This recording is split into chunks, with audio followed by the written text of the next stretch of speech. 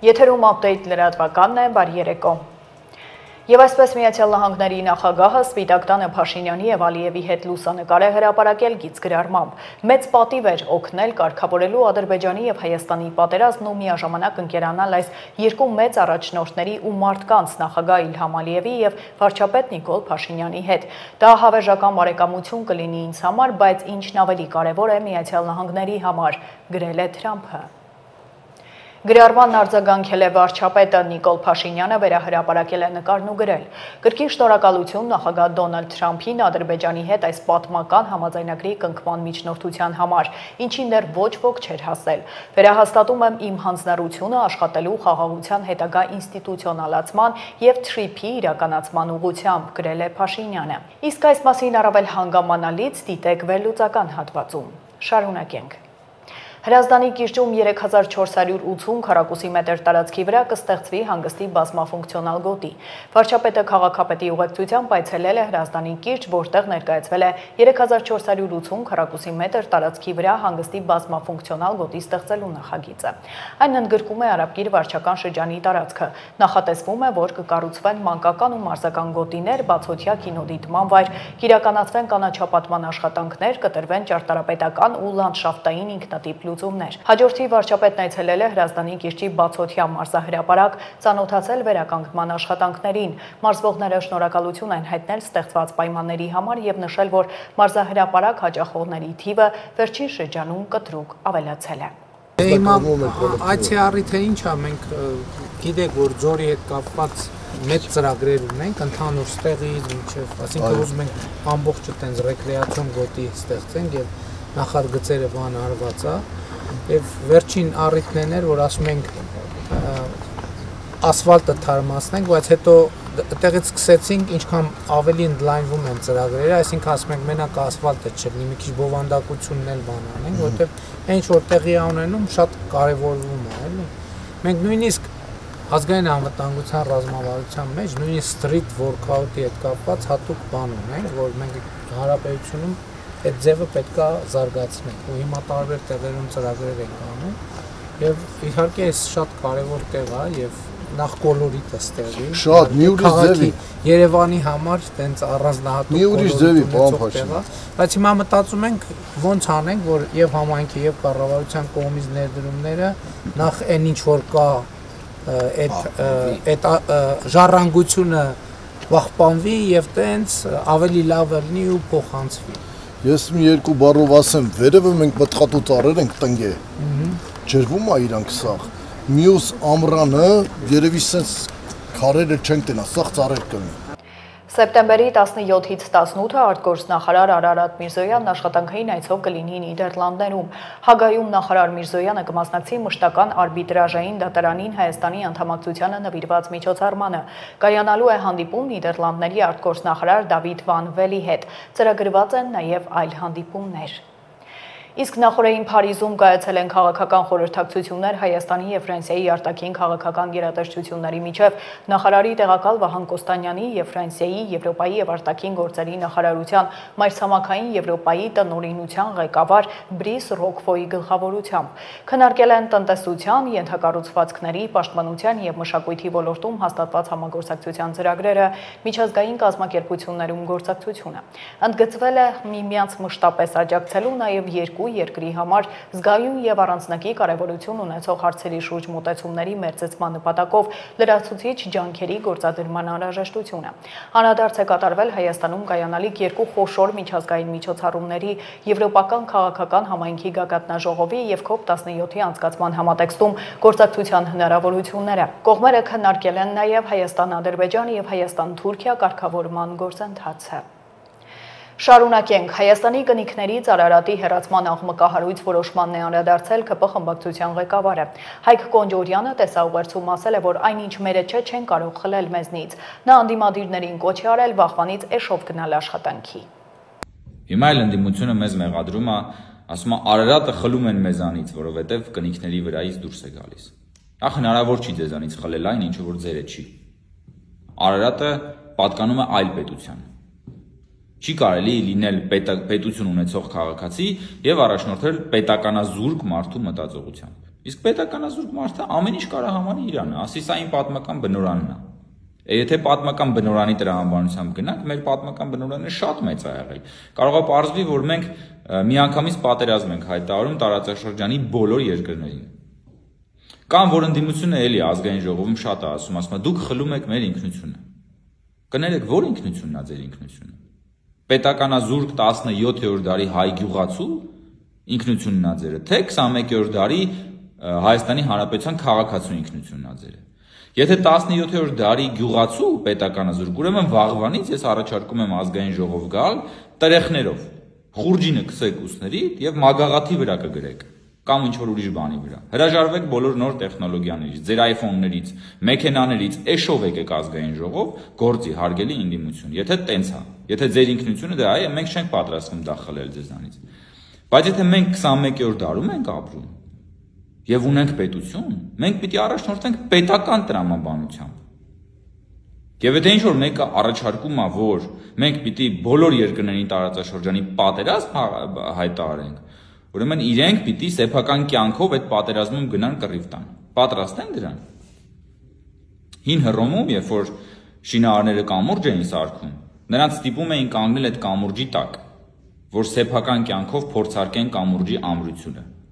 Հիմա անդիմությունը, որ սենց խոսում է, պատրաստ է ինքը սեփական կյանքով, իրենք պատրաստ են սեփական կյանքով փորձարկել իրենց քաղաքականության հետևանքները։ Իհարկե պատրաստ չի։ Դուք նույնիսկ ձեր երեխաներին եք ուղարկում ուրիշ երկրներում ծնվելու, որ հանկարծ չդառնան Հայաստանի Հանրապետության քաղաքացի, հետո գալիս եք այստեղ կուրսկ ծեծելով Արարատն եք պաշտպանում։ Սիրեք Արարատը, հմայվեք նրա վսեմաշուկ տեսքով, որևէ մեկը ձեզանից ձեր տեսադաշտից Արարատը չի կարող խլի, միայն երևի եղանակային պայմանները կարող են խանգարել։ Բայց մենք ունենք այն, տերն ենք նրա, ինչը որ գտնվում է Հայաստանի Հանրապետության միջազգայինորեն ընդունված սահմաններից այս կողմում։ Սա նշանակում է ունենալ պետություն եւ առաջնորդվել պետություն ունեցող քաղաքացու տրամաբանությամբ եւ ոչ թե պետականազուրկ հայի հոգեբանությամբ։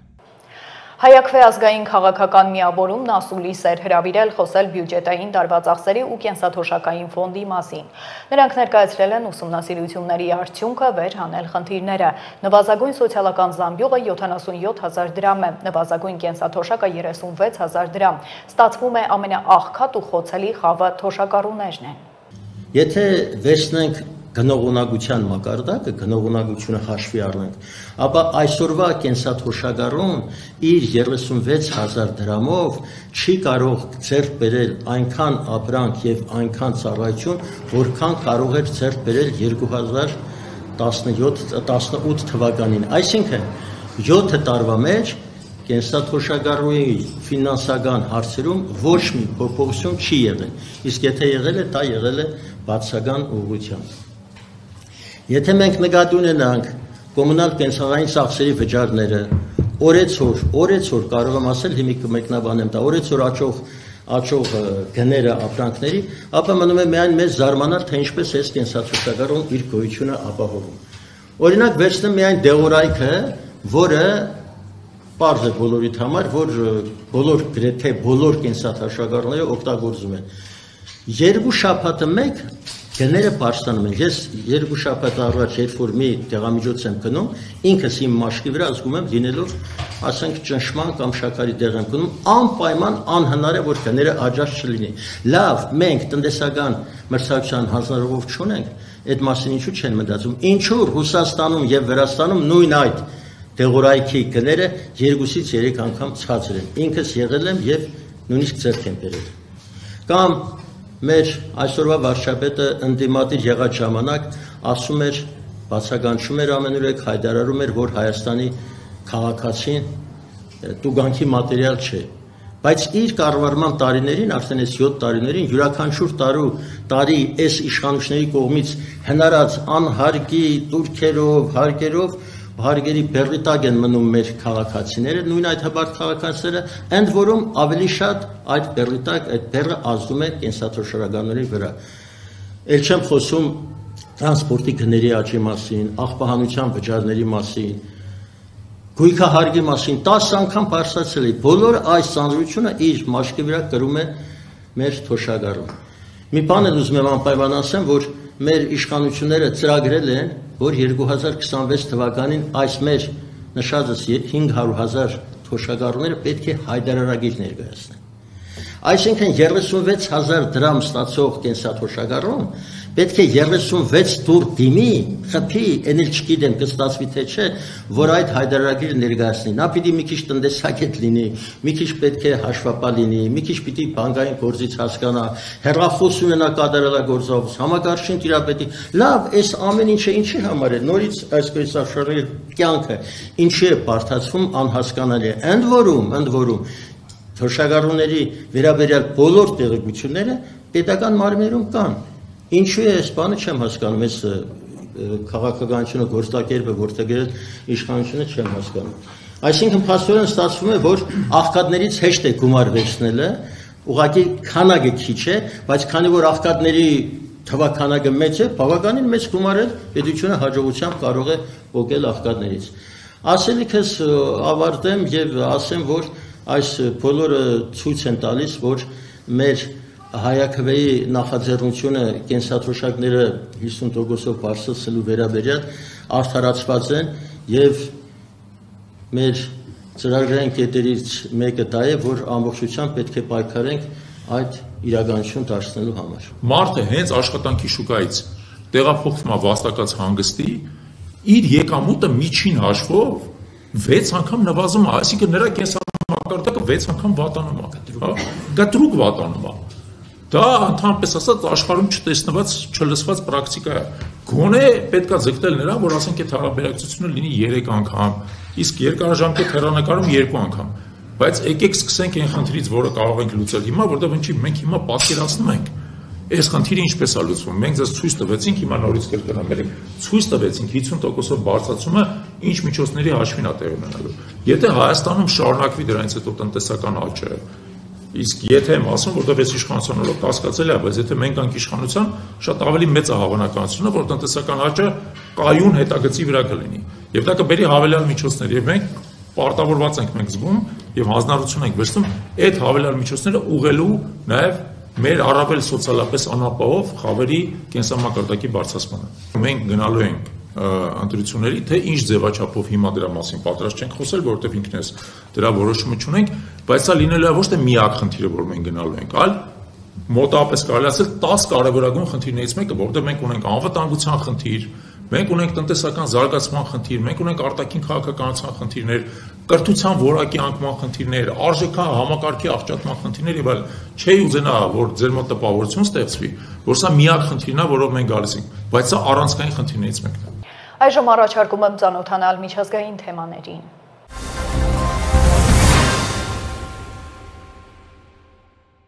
ԱՄՆ նախագահ Դոնալդ Թրամփը ժամանել է Մեծ Բրիտանիա իր երկրորդ պետական այցով։ Մեկ օր անց ԱՄՆ նախագահին կընդունի Մեծ Բրիտանիայի վարչապետ Քիր Սթարմերը, երկկողմ ներդրումային ծրագրերը, պողպատի եւ ալյումինի մաքսատուրքերը, մերձավոր արևելքում ստեղծված իրավիճակը, Ուկրաինայում պատերազմի դադարեցման ուղիները եւ Գազայի հատվածում ստեղծված իրավիճակը քննարկելու համար։ Սթարմերի խոսնակը Թրամփի այցը անվանել է պատմական հնարավորություն վճռական պահին գլոբալ կայունության եւ անվտանգության համար։ Ակնկալվում է, որ 5-շաբթի Սթարմերը եւ Թրամփը կստորագրեն միջուկային էներգիայի վերաբերյալ համաձայնագիր եւ կընդլայնեն համագործակցությունը պաշտպանական տեխնոլոգիաների ոլորտում։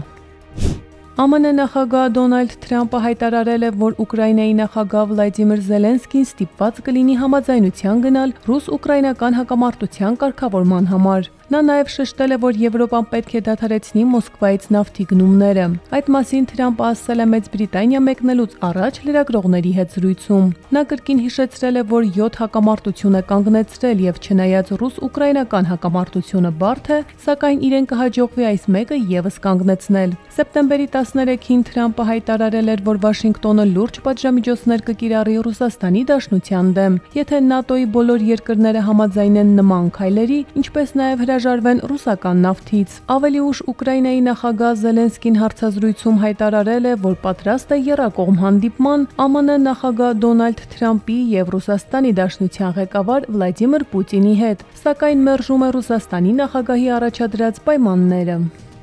Եվրահանձնաժողովի ղեկավարը զրուցել է ԱՄՆ նախագահ Դոնալդ Թրամփի հետ, որից հետո հայտարարել է Ռուսաստանի վրա ճնշումը ուժեղացնելու մասին։ Ես արդյունավետ զրույց ունեցա նախագահ Թրամփի հետ, ամրապնդելու մեր համատեղ ջանքերը լրացուցիչ միջոցառումների միջոցով Ռուսաստանի վրա տնտեսական ճնշումը ուժեղացնելու համար։ Թրամփի հետ զրույցից հետո Եվրահանձնաժողովի նախագահը հայտարարել է, որ հանձնաժողովը շուտով կներկայացնի Ռուսաստանի դեմ 19-րդ պատժամիջոցների փաթեթը, ուղղված կրիպտոարժույթների, բանկերի եւ էներգետիկայի դեմ։ Ռուսաստանի պատերազմական տնտեսությունը, որը եկամուտները ստանում է հանածո վառելիքից, ֆինանսավորում է Ուկրաինայում արյունահեղությունը։ Դրան վերջ դնելու համար հանձնաժողովը կառաջարկի արագացնել ռուսական հանածո վառելիքի ներմուծման փուլային դադարեցումը, ասել է Եվրահանձնաժողովի ղեկավարը։ Ռուսաստանի արտաքին գործերի նախարար Սերգեյ Լավրովը հայտարարել է, որ Ռուսաստանի նախագահ Վլադիմիր Պուտինին չի հաջողվի կայթակղել ԱՄՆ-ի հետ առևտրային պայմանավորվածություններով, որպեսզի Մոսկվան զիջումների գնա Ուկրաինայի հարցում։ Նրա խոսքով Ուկրաինայում տեղակայված ցանկացած խաղաղապահ ուժ ռուսական զինված ուժերի կողմից կդիտարկվի որպես օրինական ռազմական թիրախ։ Նախարարը խիստ քննադատել է նաև Եվրոպային, ընդգծելով, որ այն անամոթաբար փորձում է տեղ գրավել Ուկրաինայի շուրջ բանակցությունների սեղանի շուրջ։ Նախարարը կրկին ընդգծել է, որ ռուսական բանակը չի հարվածում քաղաքացիական թիրախներին կամ խաղաղ բնակչությանը։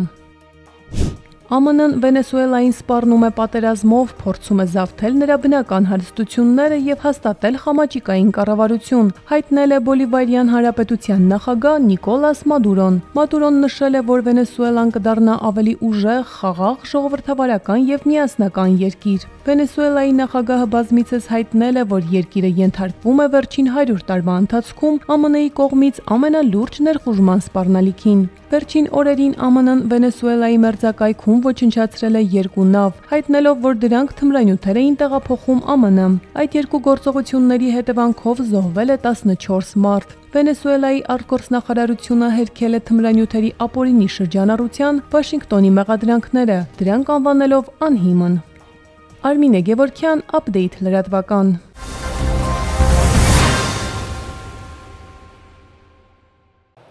Ներքին գործերի նախարարությունը ձեռք է բերել արհեստական բանականությամբ հրահանգներ կատարող ԱԹՍ-ներ, մանրամասները տեսանյութում։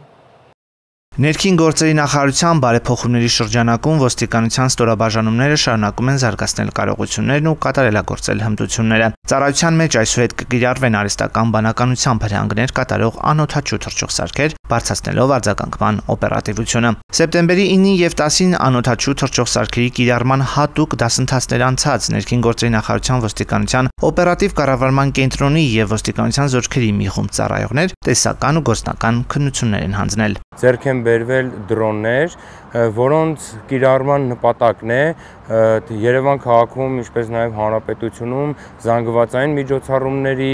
հանցագործությունների բացահայտման, խցանումների միշտադիտարկման արդյունավետության բարձրացումը։ Ոստիկանության զորքերի ծառայողների կողմից հասարակական կարգի պահպանության եւ անվտանգության ապահովման, ինչպես նաեւ բարեփոխումների շրջանակում ոստիկանության գվարդիայի ստեղծմամբ լիազորված հակաահաբեկչական գործողությունների իրականացման, տարբեր իրավիճակներում առաջադրված խնդիրների հաջող կատարման, գործողությունների եւ դրանց իրավաչափության ապահովման համար եւս կարեւոր նշանակություն ունի անօդաչու թռչող սարքերի ճշգրիտ գործածումը։ Անօդաչու թռչող սարքերը հագեցած են ժամանակակից բարձրակարգ անվտանգության համակարգով, ունեն բազմաֆունկցիոնալ հնարավորություններ։ Արհեստական բանականության շնորհիվ ոստիկանության ծառայողները կարող են տեղերից, օրինակ օպերատիվ կառավարման կենտրոնից բարձրացնել անօդաչու թռչող սարքը եւ կարճ ժամանակամիջոցում պարզել, թե քանի մեքենա է որևէ խաչմերուկում հայտնվել խցանման մեջ, որն է խցանման պատճառը, անկարգությունների ժամանակ ֆիքսել իրավախախտներին, ավտոմեքենայի պետհամարանիշը, մակնիշը։ Անօդաչու թռչող սարքերն ունեն նաեւ բարձրախոսների միջոցով քաղաքացիներին իրազեկելու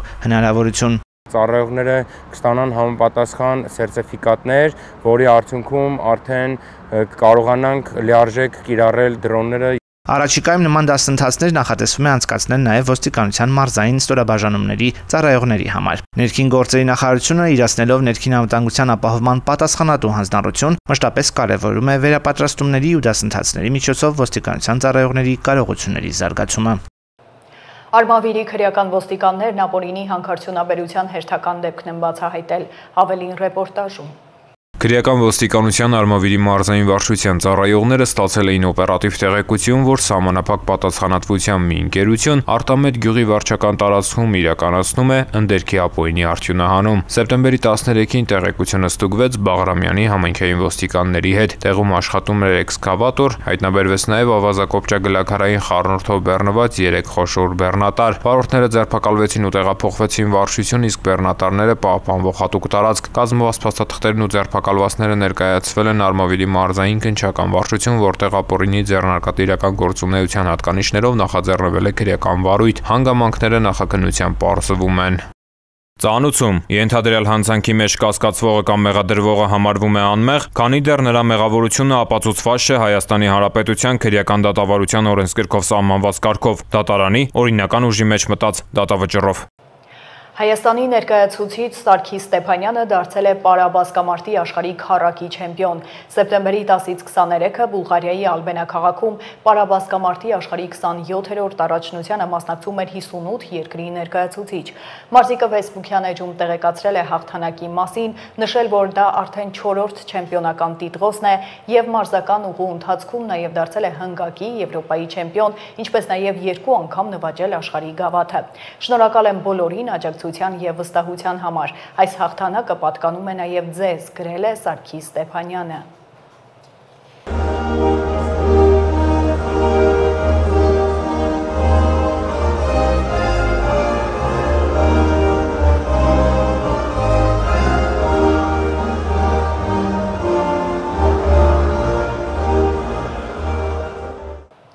Եվ եղանակ սեպտեմբերի 19-ից եւս մեկ մեծ քայլ դեպի աշուն։ Այս մասին Facebook-յան էջում գրել է Գագիկ Սուրենյանը։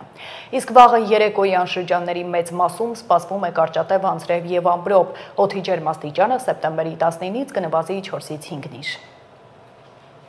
Այսքանը դուք դիտում եք Update լրատվականը, հիշեցնեմ վայրկյաններ անց, վերլուծությունն է, բաց չթողնեք։ Իսկ ես հրաժեշտ եմ տալիս, հաջողություն։